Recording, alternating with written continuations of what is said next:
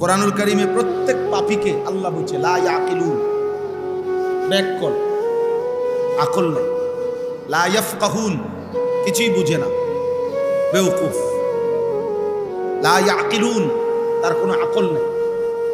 লা ইয়ালামুন, কিছুই জানে না। এই শব্দগুলো আল্লাহ তাআলা কোরআনে পাপীদের জন্য ব্যবহার করছে। কয়েকটা শব্দ। কখনো বলছেন লা ইয়ালামুন, সে কিছুই জানে না। কখনো বলছে লা ইয়াফকাহুন, সে কিছুই বুঝে না। কখনো বলছে লা ইয়াকিলুন, তার আকলে কিছুই ধরে না। এই শব্দগুলো পাপীদের ক্ষেত্রে।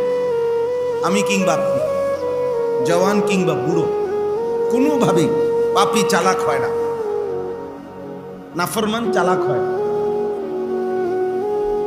নাফরমান চালাক হয় না। তো বলতেছিলাম মসজিদের আদব অনেক বেশি, মসজিদের প্রতি ভালোবাসা অনেক বেশি, অনেক বড় বরকতের বিষয়। আল্লাহ তাআলা কোরআনুল কারীমে এটা ঈমানের চিহ্ন বলছে। আর মসজিদের যে বাধা দেয়, আল্লাহর কোনো বান্দাকে মসজিদে আসতে বাধা দেয়, আল্লাহ কোরআনে বলছে সে হচ্ছে সবচেয়ে বড় জালেম। কোরআন শরীফের আয়াত, ওয়ামান আযলামু মিম্মান মানাআ মাসাজিদ আল্লাহ, তার চাইতে বড় জালেম আর কেউ হইতে পারে না। আল্লাহ বলছে যে কাউকে মসজিদে আসতে কি দেয়, বাধা, সে সবচেয়ে বড় জালেম, পাপী, নিকৃষ্ট জালিম। এজন্য এক বন্ধু যদি আরেক বন্ধুকে নামাজের জন্য বাধা দেয়, সে ছেলেটা হয়তো একবার বলছিল যে চল মসজিদে যাই, নামাজ পড়ব। তো 3-4টা দুষ্ট শয়তান বন্ধু মিলে ওকে ধমক দিয়া, এই বেটা নামাজ পড়ে, একবার উল্টে এলে এবার নামাজ পড়ে, চিনি না আপনি কেমন নামাজি, হ্যাঁ, এই বেচারারে এমন ভাবে লজ্জা দিচ্ছে যে সে হঠাৎ বাবা চাকা খাইয়া আর আসে নাই। আসতে চাইছিল, কিন্তু বন্ধু নামের এই শয়তান তারে আল্লাহর ঘর থেকে কি করছে, বাধা দিছে। আল্লাহ তাআলা বলছে সে নিশ্চিত মনে রেখো, সে সবচেয়ে বড় জালেম। এবং কোরআনুল কারীমের মধ্যে কথা স্পষ্ট আছে, যে জালেম হয়, আল্লাহ বলছেন এই জালেম, জুলুমকারী, এটা এমন পাপ, এই পাপীর প্রতিশোধ আমি আল্লাহ নিজে নেব, আমি তার প্রতিশোধ নেব। ইন্না মিনাল মুজরিমিনা মুনতাকিমুন, এটা কোরআন শরীফের আয়াত। নিশ্চয়ই আমি আল্লাহ এই জুলুমকারী পাপী থেকে প্রতিশোধ নেব, আমি তার প্রতিশোধ নেব। প্রিয় ভাই, কোনোদিন তোমার নামাজ পড়তে মন না চায় না, মসজিদে আসতেই মন চায় না, এইটাই স্পষ্ট, এটাই আল্লাহর প্রতিশোধ। আল্লাহ তোমার মুসলমানের ঘরে জন্ম দিও, মসজিদমুখী করলো, আখিরাতের কথা মনে করায়, তোমার জন্তু জানোয়ারের মতো শুধু খাওয়ায়, হাইওয়ানের মতো। এটাই স্পষ্ট প্রমাণ যে এটাই প্রতিশোধ, এটাই আযাব, এটাই শাস্তি। আযাব শুধু থাপ্পড় দিছি এটা না।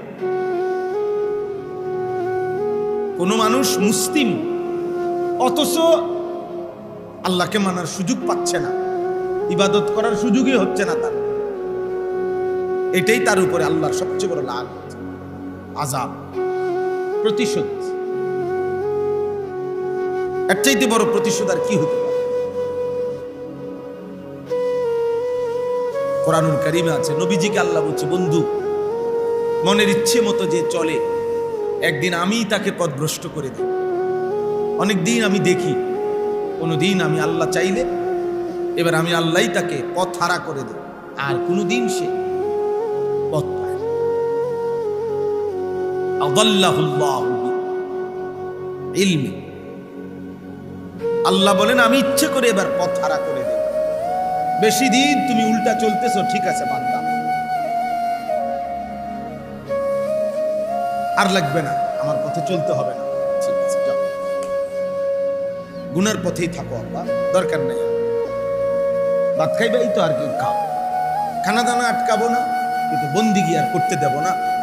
জন্তু জানোয়ারের মতো, কুকুর বিড়ালের মতো একদিন খাইতে খাইতে পেশাব পায়খানা করতে করতে একদিন মরে চলে যায়, শেষ। কোরআন শরীফের আয়াত আছে, স্পষ্ট শোনো, একটা ছেলে শোনো, একজনই বুঝো। এ আমার পরিচিত জায়গা, আমিও পুরাতন, আপনারও পুরাতন। আশ্চর্য আয়াত আছে কোরআন।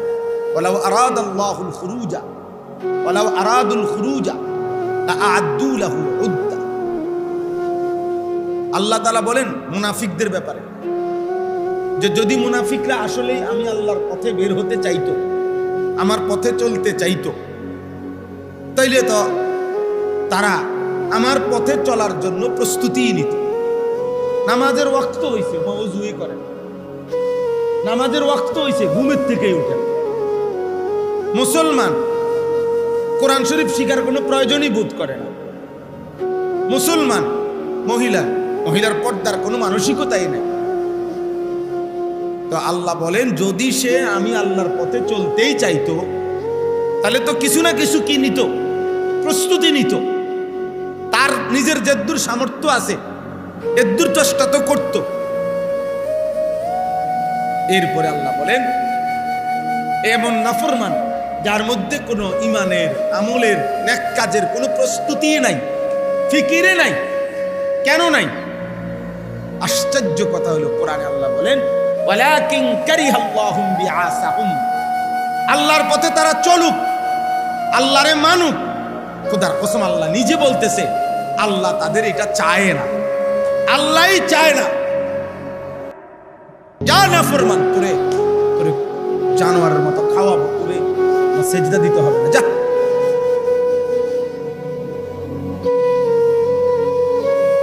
লাগবে না বেটা, এত কোটি কাফের সেজদা সারা প্রতিদিন খায়, তো তুই আর অল্প কয়েকজন খাবি পাতে না করে। কোরআন শরীফের আয়াত। কোনোভাবেই তোমার নামাজ পড়তে মন চায় না, বিষয়টা কি?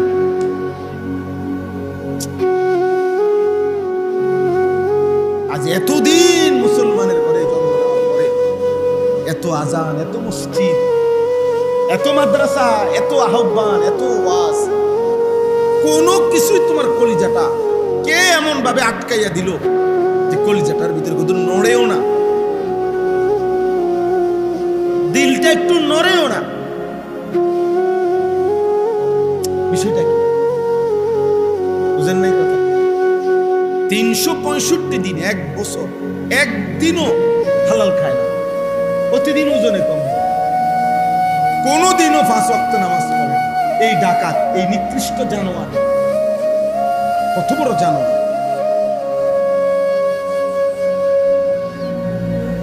বিষয়টা এটা আল্লাহ কোরআন ওয়ালাকিন কারিহাল্লাহুম বিআসাহুম, আল্লাহই চায় না আল্লাহর পথে চলুক, আল্লাহ নিজেই আর চায় যা লাগবে না।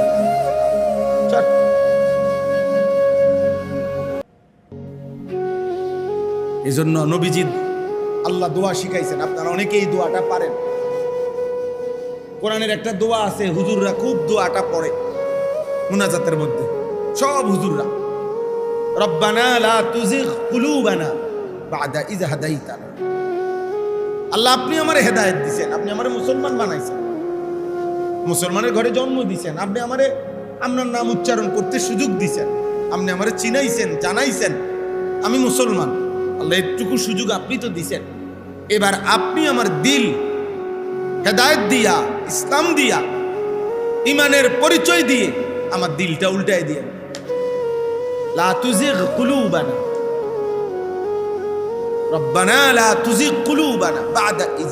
এই বেয়াদব, ওঠ বেটা এখান থেকে, ওঠ, মোবাইল ধরলি কেন বেটা, ওঠ বেয়াদব বেটা, হাসস কেন আবার, বদতমিজ, বাইরো বেটা।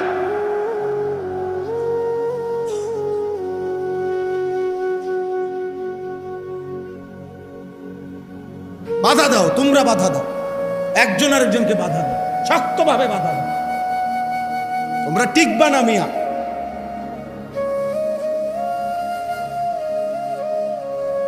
আমি তোমাদেরকে বলি ছেলেরা, আমি এত অস্থির কেন, এত শক্ত কেন?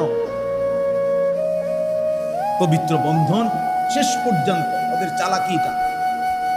আমাদের পারিবারিক বন্ধন, বিবাহ, স্বামী স্ত্রীর পবিত্র সম্পর্ক, এটা গোটা ইউরোপে নাই। আব্বা তোমরা খবর নাও, ওদের কাছে স্বামী স্ত্রী এই শব্দটি তেমন কিছুই না। ওদের কাছে হইল পারস্পরিক সম্মতিতে যার সাথে যার যতদিনের চুক্তি,